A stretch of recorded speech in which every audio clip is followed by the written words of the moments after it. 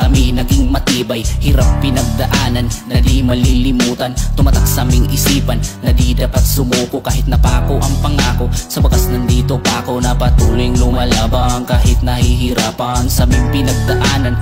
Welcome to the Alpha Eta Upsilon 60th Anniversary. Respeto ang kailangan, mahal kong kapatid. So glad to say na niabot ng 60 years, hindi mo dapat niabot din ng 60 years. No? Sunod sa 60 years, wala ko mabalood sa atong giagian as a group. Sa huling nantungan, ako'y hindi susuko.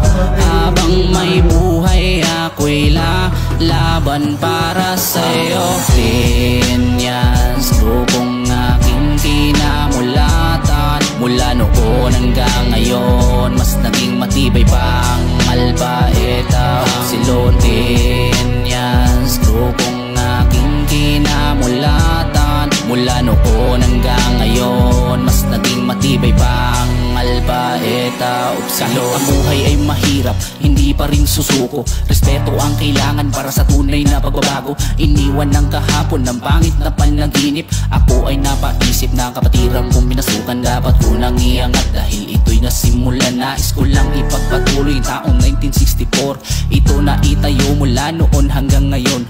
Bled anday sa great ahe. Mahal kong kapatiran, ika'y aking ginagalang. Kahit ako'y nahihirapan, ipaglalaban hanggang sa huling antungan.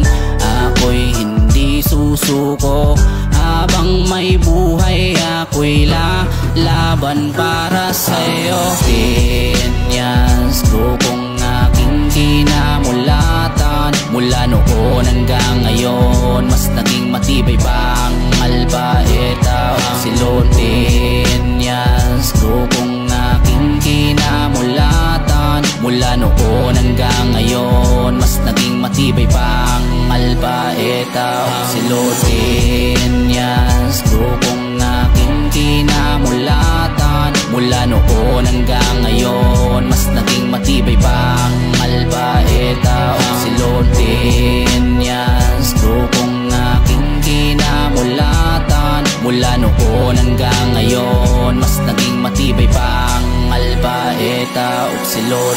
Mahal kong kapatiran, ika'y aking ginagalang.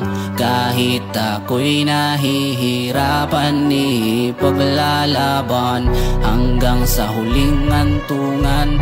Ako'y hindi susuko, habang may buhay ako'y